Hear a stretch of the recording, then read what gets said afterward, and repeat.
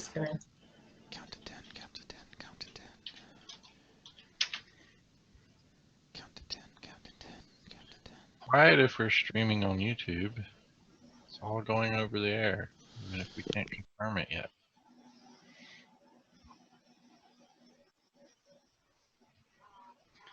Does look like we should be live. Why is everything beeping at me? And verifying.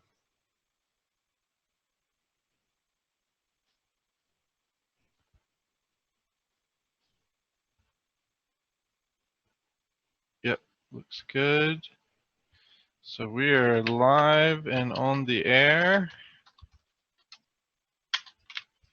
So welcome everyone to the Foolish Tech Show. It is Friday, finally.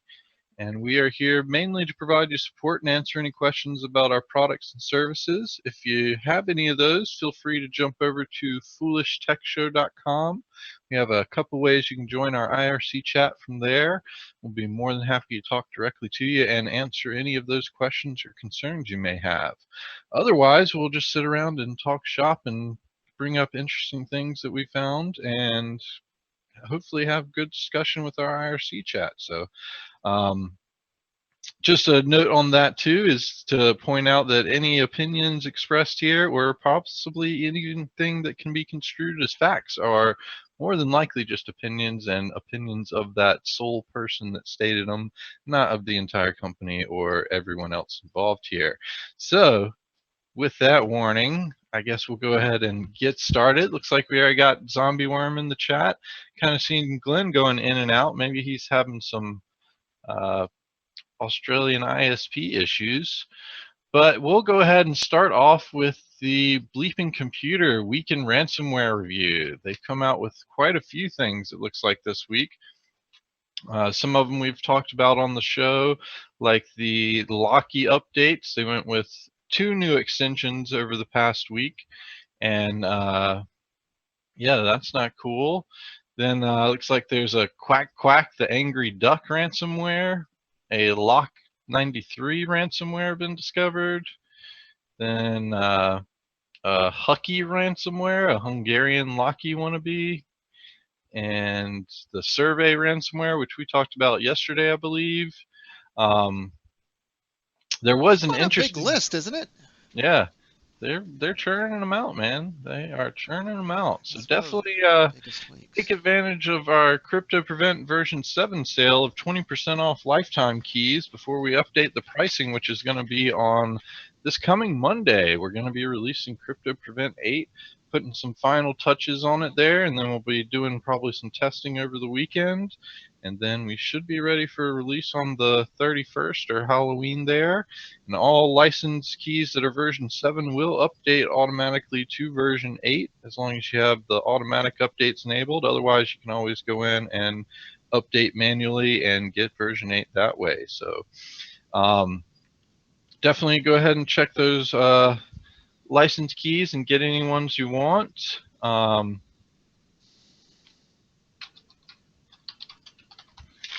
And I'll get you a link to go and check those out while we're talking about it, actually. So if you want to check out the prices here. Oh yeah, my Hex chat's been yelling at me to update too, Glenn. But otherwise, you can also check out on there. We have a link to the blog post where it says to be released by Halloween if you want to check out the prices for version 8's changes that are coming up. And also you can even get the white label edition, which is coming back after a long time. And you can pre-order that now and be ready for it to come out on October 31st here.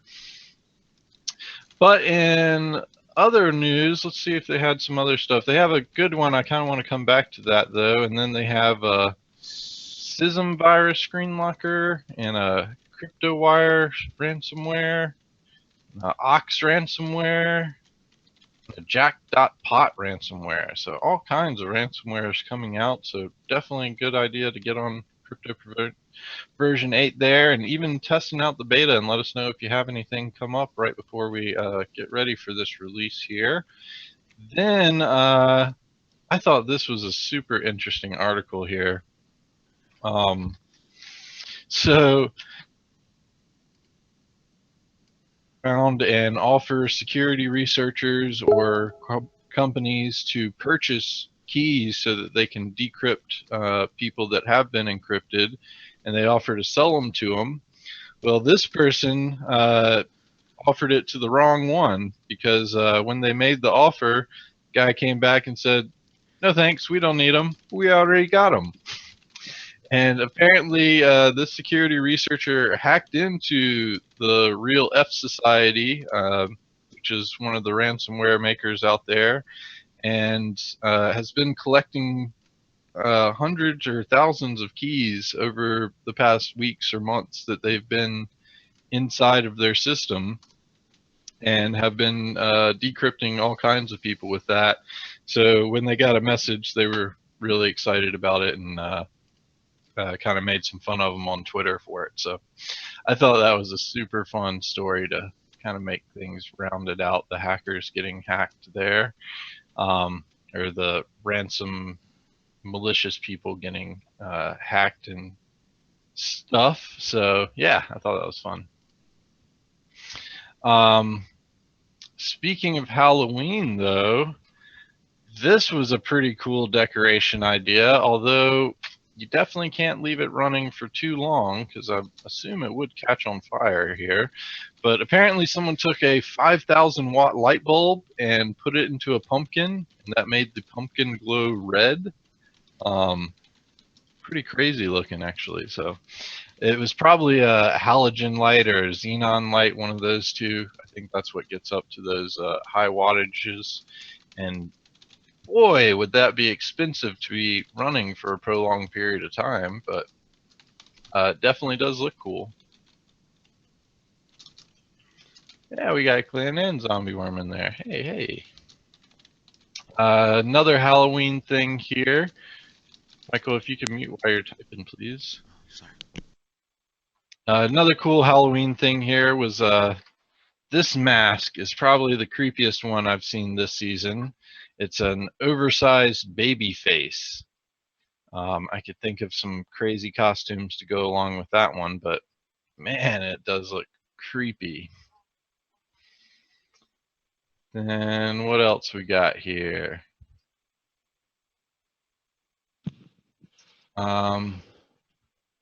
I thought this was pretty interesting. Oh, who? What? Hello? Oh, hi. Okay. Sorry about the. I thought I was muted for some reason. No worries. Actually, I'm glad you're here. I'll talk about this one instead, because I was going to hold off until if you did show here.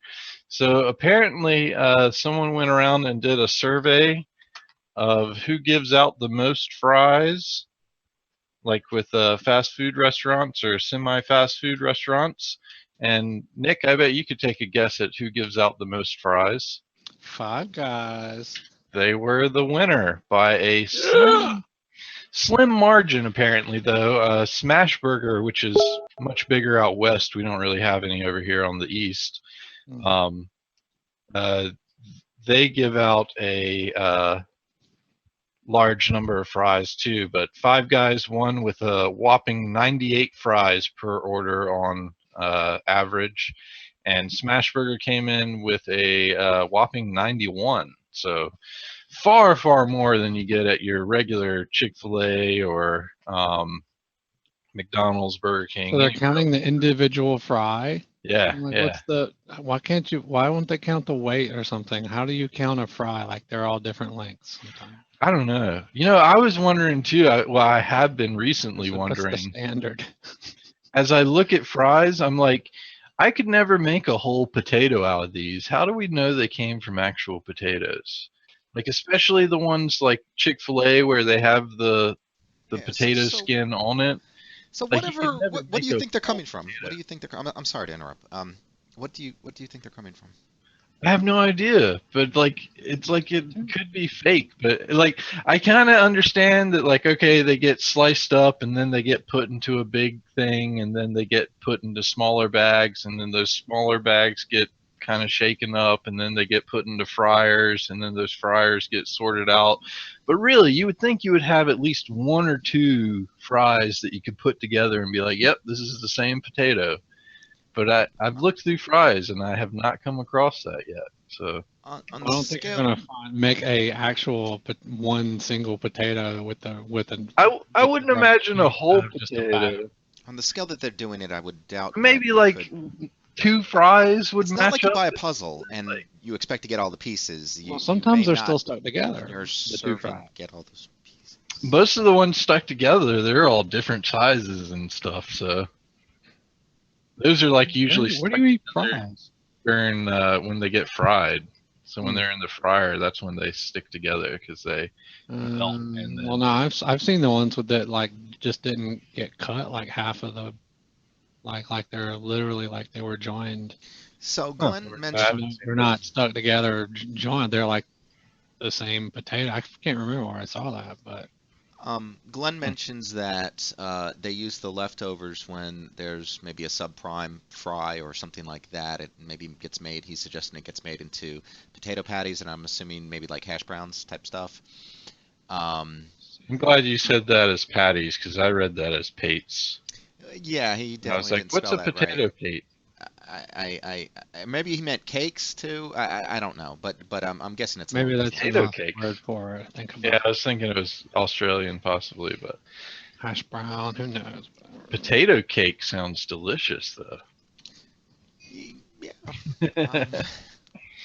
Anyway, if you have Smashburger or Five Guys, definitely check them out if you haven't. Five Guys has probably some of the best Cajun fries on the market. I've had Smashburger before, and while they do come in cheaper, where they said in the article here even that Smashburger cost about $2.29 for that order of fries, where Five Guys cost about $4.29 for that order of fries. So they come in way cheaper. So they technically probably win in that case. But I honestly the Five Guys burgers beat out Smash Burgers in my opinion. Smash Burgers still good. Don't get me wrong there, but that was kind of the thing in Colorado. They had both Smash Burger and Five Guys, and I preferred going to Five Guys still. So. Oh heck yeah, man! I um, don't care what you say. I prefer going to Five Guys. I don't care what you throw out there, even if I haven't had it. You know, because they were doing that one time I got to Vegas, man. They were doing that. They were telling me about, gosh, what was it? Something really bad. It was like Whataburger or something, or In and Out. It wasn't In and Out, but it was like Whataburger. I don't know what it was, but it was horrible, man. It was like the smallest little scabs of meat and fries the size of toothpick. It was horrible. I think it was Whataburger because you had a not fond opinion about that when Michael and I were like, Mhm. what if we just stop at Whataburger because we're already here and it's another mile and a half to walk to McDonald's. Man, it was, yeah, it was like McDonald's, like with like 90% smaller and more generic tasting everything, and that's saying something. Yeah, that is. I still haven't tried Whataburger yet. I don't think. Johnny's probably not here to answer if we have And I it. had to wait like an hour for the order. It was insane. It was because there was so many people that apparently people do like it out west, but I don't know where they put the flavor. I had to salt everything hardcore. I don't know. The South does salt things a lot more than the West, though. So, Yeah, well, have you ever tried crystals? crystals.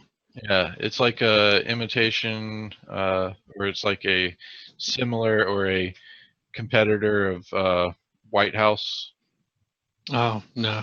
Is that White House? Is that the name of it? White Castle. Sorry, White Castle. Oh yeah. House of So that. I still haven't tried White Castle yet, but we tried Crystals recently, and their chicken sandwiches are delicious. Like their country fried chicken sandwiches are great. Their spicy chicken sandwiches are great, but they're all those like little bite size things. So I highly enjoyed them, and they had really good chili cheese fries. They called junkyard fries, so those were really good. Last week, Glenn saying he's seen a resurgence of McAfee's secure scan. I haven't seen that in quite some time. I do know it got added with like Java and stuff, Java updates and installs at one point in time as like add additional ware, not really adware, but kinda. Um, so it may be just your market, but I haven't noticed it come across any of my stuff recently. But I know that they were out and offering to put it in third-party apps and stuff as an additional install kind of thing. So junkware kind of style, but yeah, I haven't seen it come up, and Proctor's not here today to post his comments on the IT shop experience he has still currently. In other news, apparently today was a fire drill day for O'Hare Airport in Chicago, and wouldn't you know it, a plane actually caught fire. So this is not a drill, came across, but they'd even like tweeted out and made all these comments about them doing a fire drill today, so not to worry if they saw anything unexpected, but this was a exception to that. So a plane actually did catch fire, and people got to go down the emergency slide ramp. I always kind of wish I got to do that. Although I don't wish I had to experience the situation to be able to do that. So it's a win-lose battle there.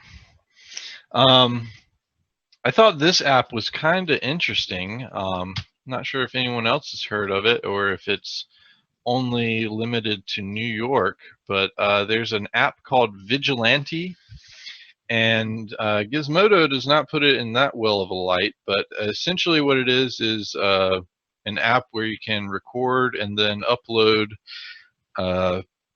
videos of crimes in progress or crimes that have occurred and then upload them to the police.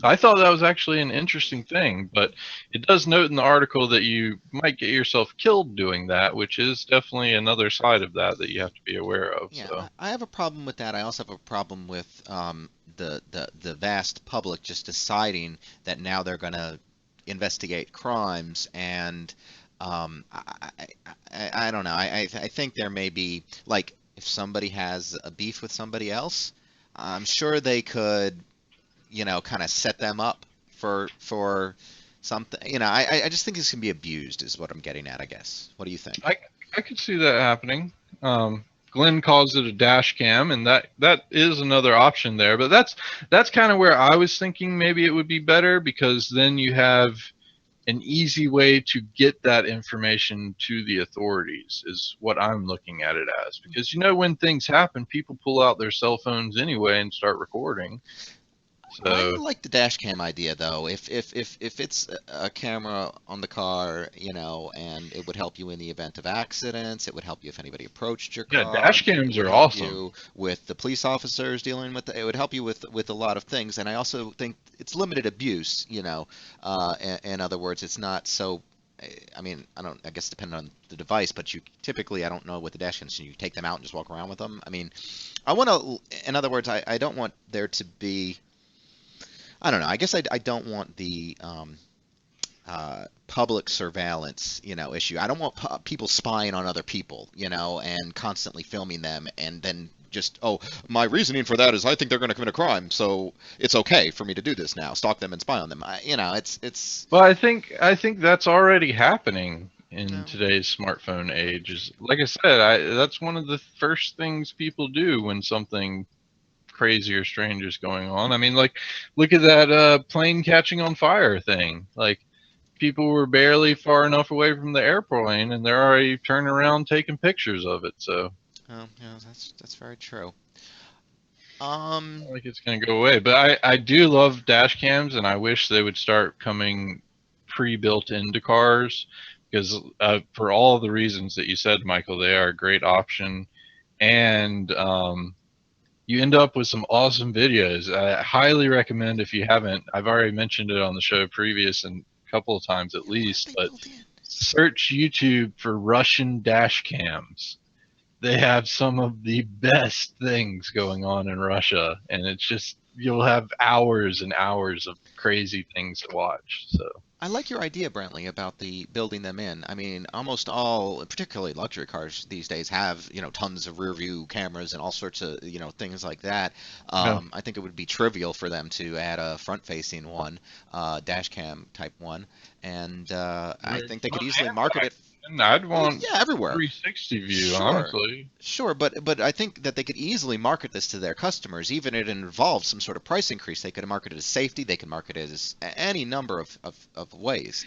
I think that's a great idea, and I hope that the auto manufacturers keep it up. Certainly. I got a cool video about what not to do with a pumpkin this Halloween. Did you see that? No, post that one. You want me to? Okay. While you do that, first, did you answer Johnny's question? I did. Okay. Yeah, go ahead and post your thing. Don't do this to your pumpkin is how I'm going to say that. So, I mean, I wouldn't do anything with a 5,000 watt light bulb. Right? So, I already posted that. That was the first thing I posted today. oh, did you? I missed it. I was talking. I thought you were talking about something else with a pumpkin, but yeah, that's well, I said I thought it was super awesome, but it's going to be expensive to run, and I would imagine it's like a xenon or it's not only expensive, but I would think that would be a safety hazard for the pumpkin possibly catching on fire and possibly kids touching yeah, it. you wouldn't be able to run that long because in that GIF it was already smoking. Yeah. So, But okay. it looks awesome. Well, just be careful, folks. I'm gonna be safe this Halloween. Not many people can get their hands on a 5,000 watt bulb. They're pretty expensive, and I only know about them because I worked as a projectionist in a movie theater, and that's the kind of bulbs they use to project. So, yeah, they're fairly expensive. So, not only just to purchase, but to operate for a prolonged period of time is extremely expensive. Wow. Well, another maybe more technical piece. Did you mention this too? I'm not sure if you did. I'm terribly sorry. But I thought it was interesting because, so there's a new line of processors coming out for the Z170 platform, which is what I have in mind. And I was, curious of how existing motherboards, and would handle it. Most of the time they do come in advance and say that, a BIOS update will probably be all that's necessary. But a lot of times there's, devil's in the detail, and it could be slight voltage changes and other things that might disqualify certain motherboards or subset of boards. I'm happy to know that mine, it looks like it's on the list of supported processors, or list of supported motherboards for the Intel's upcoming Kaby Lake processors. So That's good. called. Well, speaking of your stuff, do you want to talk about what happened today, or you want us to talk about it? All right, I'll talk about it briefly. So I was having some problems with copy and pasting what I thought was to and from a virtual machine. Now, I don't know if we use VirtualBox typically, and I don't know if you've ever messed around with that, but occasionally there can be problems with the guest editions that does prevent or complicate the copying and pasting process from your host to the virtual machine or back again. So I jumped to the conclusion that what I was seeing was basically when I was copy and pasting images, it would get grid lines on it, and I couldn't. Nothing really jumped out at me on why that was happening. You couldn't figure it out, so he asked me, "Have I ever seen this before?" And I was like, "No, I've never seen that before."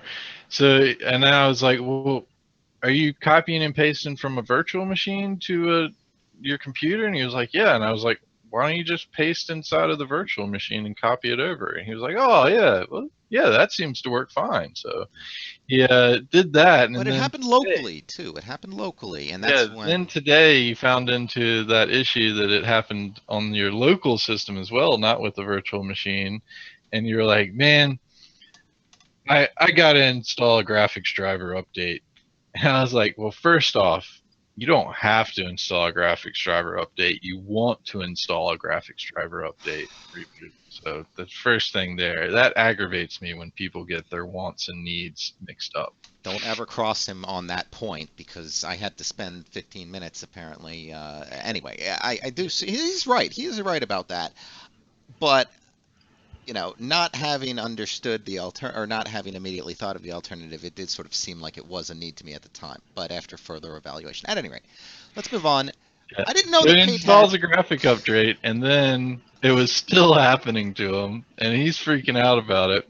So finally, he tells Nick about it, and Nick is like, "Oh, do you have grid lines on?" Michael's like, "What? Grid lines?" And sure enough, there's a setting in Paint. Nick nor I really knew that there were even settings in Paint, but apparently Michael had enabled settings in Paint to turn on grid lines, so No, all his Paint. never done that by choice. I'm beginning to think it was simply a combination of key presses I accidentally did, or something like that along the way. I've never had an intentional need to put in grid design. I understand why they're there. They're great, for composing something. You need to have measurements and placement for your image. But yeah, I didn't think that there was a saved setting. You know what I mean? I kind of thought when Paint opened up, it was just Paint. But much like the calculator saving, whether or not you're scientific or regular, Paint saves its few settings that are up there, and one of them is grid lines. So and I guess I should have determined that by. This has been going on like what, all week too? No, well, a couple of days, but I'm focused on a lot of other things rather than just stupid little grid lines. But it was. Thank you for pointing it out, and now I know that there's that feature, and hopefully we'll not make that mistake again. And that's. We the all had a end good of laugh this. about it, though. Please, thank you. So moving on, I thought this was pretty interesting. Now, I'd like your opinion on this, because apparently Tesla is coming out with a minivan, but that's not a minivan to me. I feel like minivans have 2 rows of seats. That's just a coupe with a hatchback on it. Or not a coupe, but a 4-door sedan with a hatchback on it.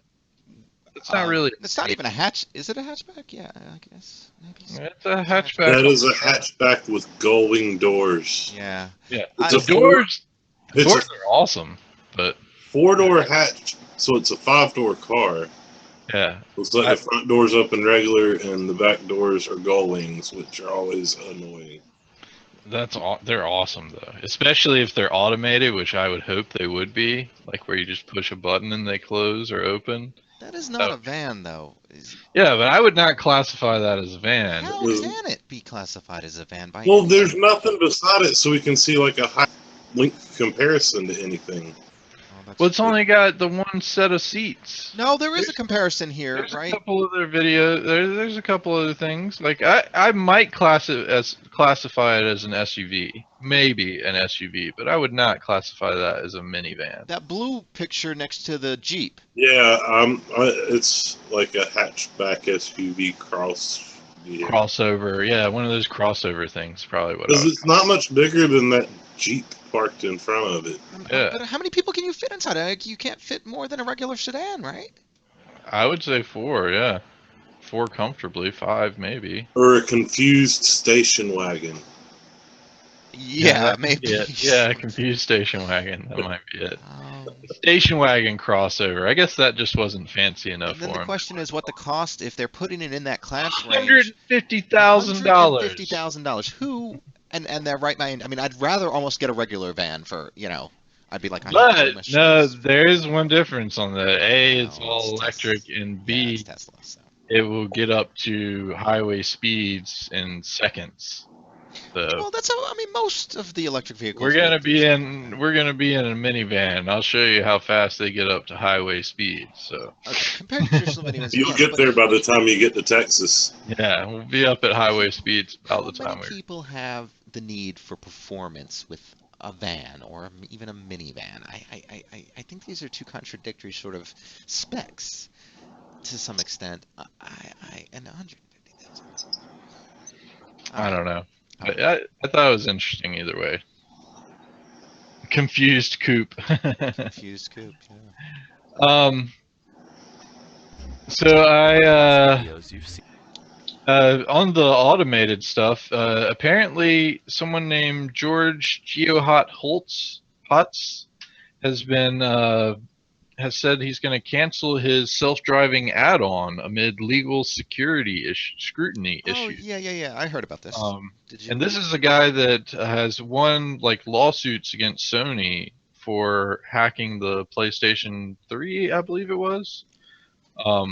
So him to have legal scrutiny against this stuff and bow down to it is kind of crazy. But essentially, what this Comma was, One, right? Comma yeah, One. Comma One, and it was it's an aftermarket add-on to add some semi-autonomousness to your car aftermarket, and said it was. He claimed the tech was about on par with Tesla's autopilot, which Yeah. people heard good and bad things about. Some interesting points, though. They made several criticisms of the alternative competing technologies, including Tesla's. And I believe he harped on that a bit. And it is kind of a little bit weird that he was pushing so hard on the efficacy and the safety and all those things. And the federal government then turned it down. Now, but, you know, Tesla's spent a lot of money trying to warm people up to the idea of self-driving and other and other things, as of other car manufacturers with their autopilot features. I'm curious if money had anything to do with this, or if it truly was just a safety issue. If it was safety, I put that to rest. That they don't need that product on the table, especially with consumers and cars and what that could do. But It's possible either way with that one. yeah, I think.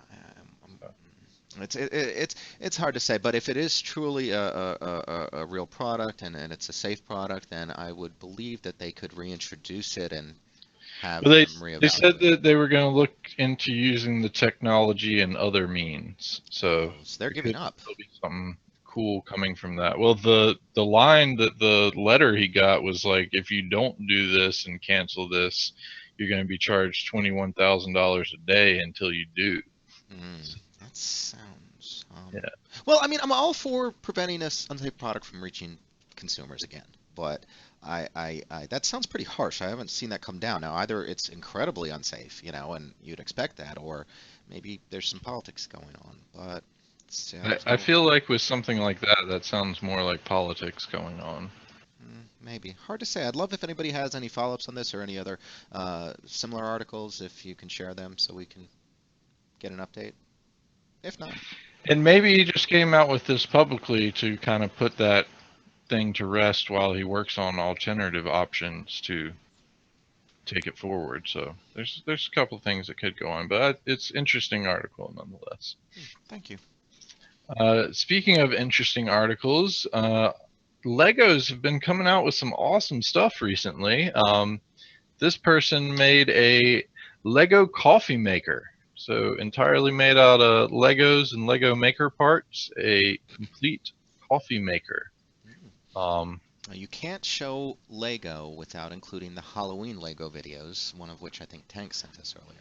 Yeah, we should show those. Let's see if we can get them back up here. Some of us have watched or are semi fans of TWD, The Walking Dead, and it's Halloween. I'm getting very close. I think this is going to be our last show prior, to November, right? Correct. So, yeah. It's really funny how they do these things, and I'm not really sure how they're done. I almost want to. Are they done with stop motion? Yeah, definitely. Okay, if that's the case, these people are very patient in producing these things, and the length of the videos and the quality, and probably the relatively expensive Legos they had to purchase to make it look that way. It's a lot of dedication. A lot of big Lego fans. That's not uncommon though, from what I see with Lego fans. So I do want to point out that one can contain graphic content and spoilers for episode 1 of season 7 of The Walking Dead. So if you've not seen that and don't want to know anything about it, which if you made it through the internet and haven't seen it and haven't heard anything about it, kudos to you. But don't watch it if you're not a fan of gore. Like Michael could barely watch it himself, and he could barely watch the actual episode.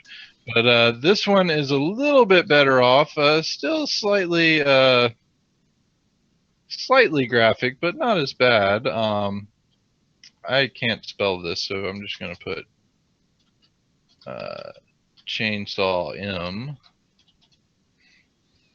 Oh, I guess I could just copy what it is here. You need to put the Texas in too. Yeah, It's a franchise that's well known. This one is one of my favorites. It's an extremely old video, posted back in 2007. So it's been around for a long time, but this is probably one of my favorite Lego remakes, and it's the Texas Chainsaw Massacre. I consider it actually better than the original movie. I said this morning that I am actually more of a fan of the remake of Texas Chainsaw Massacre than I am of the original movie, but this one falls right in between the two. So the Texas Chainsaw Massacre was directed by Rob Zombie, wasn't it? Yeah, this is the remake. Yeah. No, it was good. No, it was great. Awesome. It was. It wasn't good, but you know, some people who when you start to talk about the original of anything, you know, you. No way. I will completely stand by that opinion. As long as you don't say that about the remake of The Omen, we're fine. Yeah, I haven't even watched that, so. I haven't either. I refuse to. At the same time, though, the remake of Halloween, I thought Rob Zombie did a far better job than the original. So, obviously you like his style. I'll throw in on that. I really appreciated the extra 20 minutes before the original movie started. You know, in the Rob Zombie bit, you know, there was like 20 minutes of like story content that took place before they got into before the movie began as the remake part, you know, like that the actual one did. That was really awesome to me. I feel like he's a great storyteller. He is a great storyteller. Obviously, House of a Thousand Corpses is probably still by far my favorite. What about the 31? I haven't seen it yet. I enjoyed that one. That one is a little bit more of just straight gore scare content, so you might be a little bit too squeamish for that one. But I enjoyed it myself, and Johnny wouldn't watch it with me. But I thought it was entertaining. The story is a little bit more lax on that one, but there's still at least a plot line to it, and it's interesting. It's kind of like it's like the Hunger Games of massacres, kind of. So kind of take that in, if you would. I thought it was really interesting. 31 is the most recent Rob Zombie movie out there, and still, I still have to say that House of a Thousand Corpses is by far the best one. I'm gonna go rewatch some of those. Did you? Halloween comes in second, and Halloween 2 was really good too. But so I'm changing subjects, but did you see the thing about the Wilson? That's not terribly far from here. And what about Wilson? So it looks like they're giving away free municipal broadband. I'm sorry. Go ahead. No, you really. I was just going to say he was the soccer ball in that movie, and yeah, Tom Hanks movie Castaway. Oh, Wilson, yes. The soccer ball. It's surprising. Michael's actually talking about the town of Wilson in North Carolina, which he just said was not that far away from him. Michael, location hint. Jeez. Okay. At any rate, so the thing is that they wanted to offer municipal Wi-Fi. You said it. Okay, fine. You wanted to offer municipal Wi-Fi. They wanted to offer municipal Wi-Fi, but because of all the political crap with the pressure from the ISPs and everywhere else, they weren't allowed to sell it. So the way they're getting around it is to offer it apparently for free for 6 months, which, wow. So wait. Municipal Wi-Fi, so like when you're downtown and stuff, you get free Wi-Fi, or you get Wi-Fi, something like that? No, it's to your home. In other words. Oh, to your home. Oh, interesting. I mean, it's just in that county, and well, see, I don't feel like the city, I guess. I don't feel like Let me get an article. I don't feel like the government should be offering ISP services either. I kind of side with the ISPs on that. However, I do feel like the cities and especially city government should be offering free municipal Wi-Fi in their at least downtown areas. Like in downtown Greenville, you have free Wi-Fi, and that is what they should be But doing. it's not competition. You're right, there is the big divide on this, and it is a state law that's preventing them from selling it. And honestly, I'd imagine they probably, before they decided to put the infrastructure down in this place, I would have thought that they would have researched the feasibility of it, or maybe possibly some of these laws came into effect after they started, so that could be a problem too. But I want competition for existing ISPs, and I saw this as a method for there to be increased competition, from cities across the country and counties across the country. And if the If they ISPs weren't had to doing it as compete with the Wi-Fi local only, provider, like if they're only doing it as Wi-Fi, I don't feel like that's competition at all. Now, if they're offering like a cable bandwidth or something like that, then that's more. this article is extremely light on detail, so I don't know that, but I do think you can agree that competition would be a good thing. And, maybe government competition isn't the right solution to this, but I would hope that there can be some way for competition to exist. No, I feel like if the government's going to spend tax dollars and stuff on setting up that kind of infrastructure, it should be offered to the public. Like, I feel like that's a public service if they're going to do something like that. Yeah. It shouldn't be just 6 months free. It should be I'm permanent. all for making it a public utility. I'm all for it. Not public utility even. Like, I'm talking like city park style. Like, everyone can use it free for all. That's how it should be. Well, Tax the dollars. ISPs would never allow that. Do you think they would ever? That's how it is. Like I said, downtown Greenville offers free Wi-Fi. You can sign on to Wi-Fi in downtown Greenville and have free Just the internet. Wi-Fi. Yeah. And even a business could theoretically use that. Yeah. But it's not fast enough or reliable enough. Yeah, I mean, And you you have have some to be in a downsides. very limited area too. I mean, once you. Downtown Greenville's fairly large, and it covers from Where our store used to be wasn't the best reception for that, as I recall. Yeah, but no, it covers from. I mean, that wasn't really downtown, quote unquote. Downtown is really from the library to the town throw, man. I mean, in my opinion, but I guess. Well, stone's throw and Wi-Fi is pretty far, so that's true. Take that into account. But it works. I've used it with my VPN connection, and it was fine enough for me. So anyway, that's my opinion on it, is that if municipals are going to invest tax dollars into it, I don't feel like you should have to pay for it. I feel like it should be offered as a public service. I believe this was fiber, though. I might be wrong, but I believe what they were doing was fiber in the city. So it's definitely not.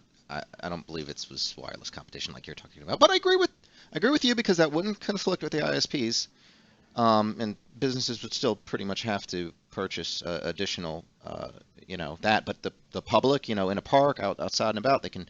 Yeah, that's a great plus to draw in city and tourists and everything else. Those are huge benefits. Yeah.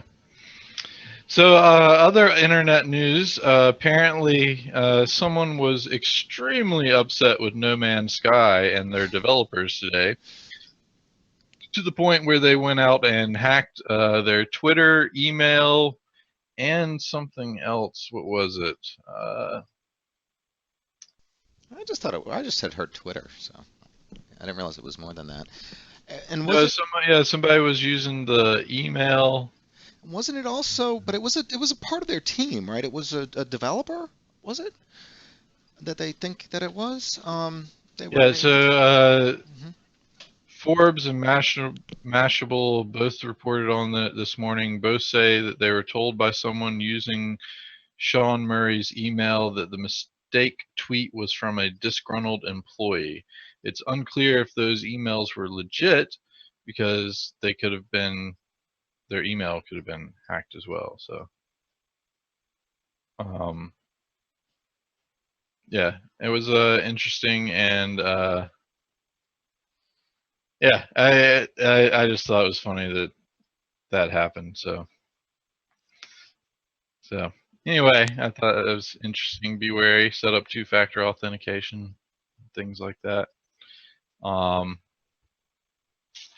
Other news. So yesterday, Apple had their big Mac event, and not really much came out of it that I was interested in. Obviously, there's the new MacBook Pro that has the touch bar, whatever on it, and thought that was interesting enough. But I thought this was pretty cool. The new 15-inch MacBook Pro can push 4K monitors at once, and I believe they're using the new LG 5K flagship monitors. Yeah, here we go. Got a link to that one as well.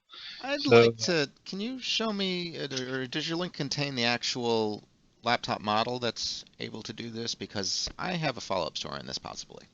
it's the MacBook Pro, their 15-inch one, and the monitors are all USB powered, I believe. Okay, so it's my Yeah, understanding that USB-C powered. It's my understanding that the vast majority of the MacBook line uses the Intel's integrated graphics, with a couple of the higher end models, including the Pro, using what they call the Radeon 400 Pro, which is not a typical naming and wasn't a product line from AMD, at least not up to this point. But details of that seem to indicate that, like for instance, the highest one has 1024 shaders, and it's limited memory bandwidth. And basically, you're talking about the performance of numerous generations ago. Basically, even unless you buy the highest end option that they offer, you're basically not going to be able to play games at 1080p at regular settings. Now, its ability to drive additional monitors at insanely high resolutions, it's not that Yeah, it's not Mac's that never pushy. been aimed at gamers really, though. So No, but they and do tout this for professionals, and I do think that they yeah. demand a little bit of performance, and I think there might be some. Well, I mean, if you're able to push 4K monitors, that's some good performance Well, it over depends a on what you're doing laptop. with it. Over a laptop. I don't I think that remember. that's understandable, but they So made the choice for efficiency rather than performance, and that's they commendable. did But say that this is only the 15-inch MacBook Pro. The smaller 13-inch doesn't have the capabilities because it's using the the Intel Intel, Iris CPU. that's correct. Yeah, so Uh, it is just the ones with the card that I mentioned. and I'll it see if I looks can like find. the 15 can support two of the new 5K monitors that I posted there secondly, but it Mhm. can do four of the 4K, and the 13-inch can do one of the 5K monitors and two of the 4K. So Interesting. still, Let me see. still good for a laptop, man. That's a pretty beefy. Uh, Let me see if I can find the article that I had on that. But yeah, it depends. But look, the price, I think, is where I was getting choked Yeah, up the on. price is crazy on I mean, this. I would expect for that price, spending something I like mean, over $2,000, I would expect it to you're have. buying Apple, so that's I kind of just I felt feel like like the that price was could almost already. justify like a 1060, 1070, 1080, which would, wipe the floor up and down with those It would, but that would mean that it would cost like 6 times as things. much as it does right now That's true. from Apple. Yeah, add another $3,000 on top of that. Yeah. There was another article. I don't think I took a link of it, but apparently, lots of the MacBooks and stuff are like all really older processors. None of them are using the They Skylinks, were from what I understand. Like okay. they're all using older processor models. Up till this recent refresh, they were. Okay, and so they were. Everyone was complaining. Look, I mean, they were like, "Oh, I had this great machine, and it was great," but now years and years have gone by, and I don't have any viable upgrade path. And so then they come out with this. Now it is having Skylake CPUs, so that's the current generation. But as I just mentioned, I don't know why my camera went fuzzy, but as I just mentioned, Intel's releasing this next generation, and if they're going to keep that length of time, they need to be on the bleeding edge, of the processor to, Yeah. and I don't think they're quite doing that here. But if they possibly maybe that extended delay in an update, maybe that extended delay in getting new processors and stuff was unusual, and maybe they'll fix that moving forward. But just be careful what you're getting Time into if will they tell. follow the same. Yeah. Time will tell. Glenn, we did talk about that lithium-ion battery explosion yesterday. I did not note that it was a NASA robot that got destroyed using that, and funny point of them possibly using Samsung batteries. So, another article that I thought was pretty cool and probably will be a high mark on the hacker list here, especially just for, I would say, just for the kudos and recognition of, hey, look what I did. But apparently Google's AI and their neural network stuff has created its own form of encryption. So Yeah, this is nothing amazing. It doesn't even come close to even the simple encryption algorithms that humans have created. But I think it's a first. So, but take it with a little bit of caution. It's not maybe, this is not like, oh, computers are now coming up with new novel ideas that we can't come up with. Not so much from what I understand after reading that. yeah, it does seem that way, but I mean, this is kind of like the first step. So That's true, and once they come up with it, they could continually improve upon it, and that could lead at some point down the road to maybe a breakthrough in that area or something that we haven't come up with yet. It's something to follow, certainly, absolutely something to follow. I mean, first setting them off to create this encryption themselves is like the dangerous path they're already taken down. And I like how this article is focused on the fact that machines are talking behind our backs. But yeah, I think that some of the headlines with that might be a little bit misleading, and I did find the article regarding the chips inside the MacBook Pro for the graphics. Thank you. But I'll keep it. I want to keep following that and see where that goes. Because, like I said, it's sort of like them kind of developing a way to speak to each other. Yeah. And sort of, right? Didn't it kind of feel that way to you? That's what they were basically trying to let them do, was make it so that they could talk to each other. Like I said, I think it's interesting to see where it's going, and this is kind of like the first step. Maybe this will be traced back to the day the robots took over. This is Skynet. This is the beginning, so mark your calendars. Other interesting news, I thought. This came out. Apparently, there is a common swift bird that can spend 10 continuous months per year in the air without landing. And it's a world record for sustained flight in nature. But just imagine that, flying for 10 years or 10 months. Well, so Air Force One can apparently stay airborne indefinitely. Yeah, but that's with like air refueling and things like that. Sure. I mean, most all planes could stay in the air indefinitely if they had that. This is an animal that does it naturally. Yeah, I'm sure gliding has a big role in its ability to do that, and they've gotten very good at that. And their bones are hollow and they're light, so they've got all the advantages in the world to be able to. But this isn't like it was like a one-off, oh, this just happened to be the one that they had tagged and studied. This was actually 3 of them did this. So they, well, I guess it's a little bit weird that they, given the choice, they still, maintain that. I'm gonna look up this little bird. He seems interesting. They said the craziest part in the article was, oh, later, Undertaker. They said the craziest part about this was they don't fully understand how they sleep. And if we assume, like every other animal on the planet, that swifts require some sleep, then logically, scientists have concluded they must sleep while in the air. one possible way they'd be able to do this is like dolphins who are able to turn off parts of their brain to sleep while their bodies remain active. I didn't know that about dolphins either. Well, any marine mammal that has to breathe would be in a bad position if they fell asleep and drowned, I'd imagine. So they'd have to have those mechanisms, and being in one species, those things don't tend to be isolated. Yeah, that's wow. But if that's proven that they're flying when they're asleep, that's a bit impressive, I would say. Yeah, yeah. So another interesting article. Of course, we all know it's illegal to call 911 without cause or reason, but apparently some teen got arrested after forcing phones to call 911 nonstop. Yeah. It's Like a unclear denial of how. service attack for the 911 thing, and that Yeah. that's not good. Extremely dangerous.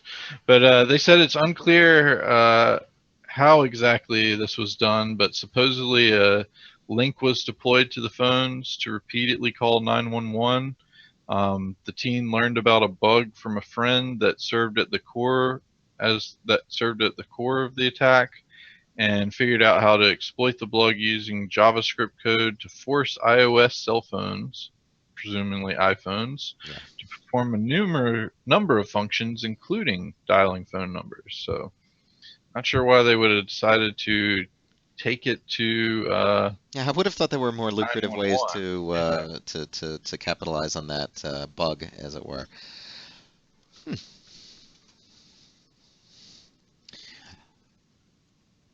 But I do agree with whatever penalties are brought down upon this individual, because it was a crime and he should not get Yeah, definitely. sympathy for engaging in that type of thing. And just because he might not have been smart enough to do it in a way that might have financially benefited him, is still no excuse. Definitely. Well, we're almost at our time limit here, so let's wrap it up with a little bit better note. A little bit better hacking of phones for good usage is someone made a SMI or SIM or SIM sticker that makes no signal mobile payments possible. So this would definitely help out in developing worlds or places where you need to process a transaction with your mobile phone without signal. From what I understand is basically it's like a sticker that sits over standard contacts and makes it so that you can send money close to each other without a wireless network. How is that safe? I don't know. Huh. I have some concerns. There's a big push for all these, if it's Tim Cook or if it's Google or whatever, they all want you to use their pay services. And they, from what I understand, they're very strict, as far as businesses and their deals with them, about how they have to, when they do decide to want to adopt their payment, what, the hoops they have to jump through to make that happen. And it's concerning, and also because this is targeted at the third world effectively, and those are places where the technology isn't so commonplace, maybe. And it might put your mind a little bit more at ease knowing that it's a project called Digitally, and it came out of the University of Cambridge and has been supported by a grant from the Bill and Melinda Gates Foundation. All right. I'd say it's probably on the up and up. More legitimacy there. Yeah, it's probably on the up and up. Okay, that gives me a little bit of search, but I just be careful. As long as it's if this were Apple or Google having the same store, I think I would have been far more critical. Now that you tell me that, puts my mind at ease. Thank you. And the plan currently is to make the project open source in early 2017, so even better. Even better, I thought. Well, it'd be hopefully see a trial city or trial space, do that. Yeah. But everybody. I mean, all these are ways to get consumers to purchase more quickly. From what I understand, that's more of a. I think it's more like a processing transactions between people thing, not really a.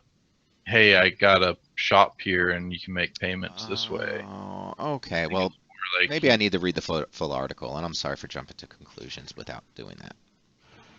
I think it's more of a you can pay each other, which that's kind of more the biggest thing in third world countries, especially is it's hard to carry around currency because you could be possibly mugged or violence or whatever, depending on the area you're in, and then B, being able to make that transaction securely is difficult in a number of ways. So, But these communities I've can read a all lot.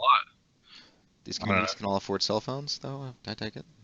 They seem to be like the cheapest of cell phones could do this. If it could take a SIM card, it could do it. So, Excellent. Okay. Well, if the cost isn't up there, that might be a perfect solution for those areas. yeah. So, anyway, we'll see what happens if it progresses further and comes out more.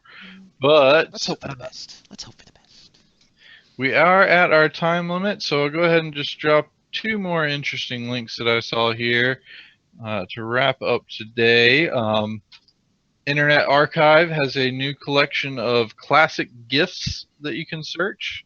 So certain things like it's called GIF cities for short. So you can imagine a lot of those GIFs are coming from your favorite old GeoCities websites, which, if you remember, they had quite the number of interesting GIFs that you could use. Animated. Especially all their under construction ones were the big ones there. So, and then last one, we got one for Zombie Worm here. Looks like it just came across the wire here, but it looks like with a Raspberry Pi you can build your own Wi-Fi drone disabler. That picture's got a DJI one. I haven't read this article to see exactly what it is, but Is this it exploiting the may same have- thing? I was going to say it may have something to do with the same thing that you talked about yesterday. Ooh, Um, that's quick. That's quick, right? yeah, to be putting on a Raspberry Pi already. Ooh. It may also have more to do with the limitations in some, or the way that certain things are made. So like it does look like it's based off just Wi-Fi alone. So I'm thinking it's leaning more towards like the DEF CON talk that we saw where they had they took down my neighbor's drone is the Gotcha. talk of it, I think.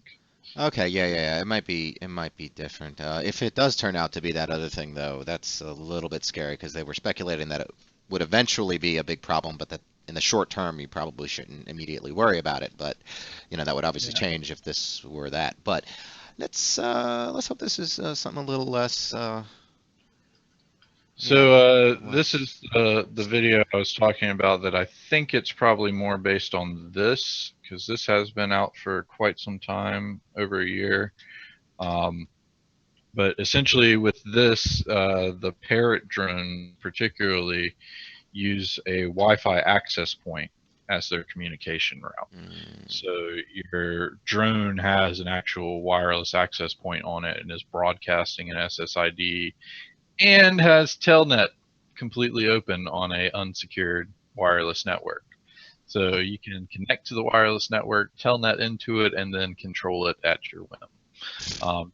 To the point where you can even kick off the other controller and connect your own controller to it. So super interesting talk if you want to see that. And I'd like to know more about the Raspberry Pi drone disabler. Maybe Zombie Worm will make one up himself and come back to it.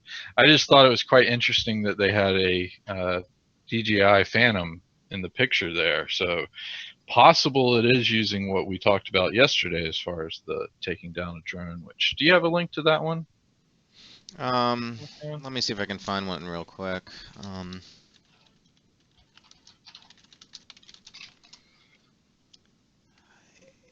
DGI, that doesn't sound right. DG. DJI.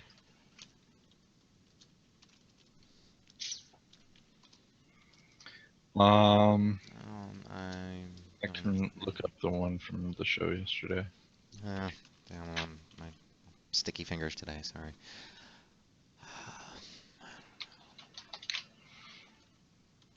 But while I do that, I will go ahead and we'll wrap up the show unless anybody else had anything else they wanted to throw out there. Real quick. No, thank you. It's been a great show. I've enjoyed listening to you. Well, thank you. Otherwise, we will probably go ahead and wrap up for today then. Here's that link for the Hacking Drones in Flight that Michael pointed out yesterday. And otherwise, we'll go ahead and wrap up for the week, and hope everyone has a great weekend. Thanks everyone for joining us and talking with us, Glenn and Zombie Worm, and anyone else watching later. We will not be airing next week because majority of us are going to be at a conference, Spice World in Austin, Texas. If you haven't gotten your tickets, go ahead and get them now so you can join us and see our booth there. We'll be more than happy to talk to you and shake your hand. And super excited to meet all the Futures Tech crew. They're going to be there. So that's probably why they're not in chat today. Yeah, they might be already on the route there. But otherwise, we'll be back the following week. So what will that be? November something?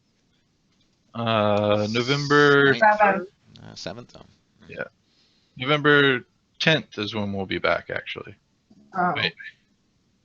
Let's see. Wait. No, I was on the wrong month. You're right. I better be back before the 8th, by the way. Yeah. November 7th is when we'll be back. So everyone else, have a great weekend. Have a great week. And we will be back on the 7th. If you have any questions or concerns about our products and services, that's what we're here for mainly. Otherwise, you can pick up on our office shop talk starting the following week after. So have a great Halloween and first week of your November, and thanks everyone for watching. Yeah, thanks, internets. Sure thing.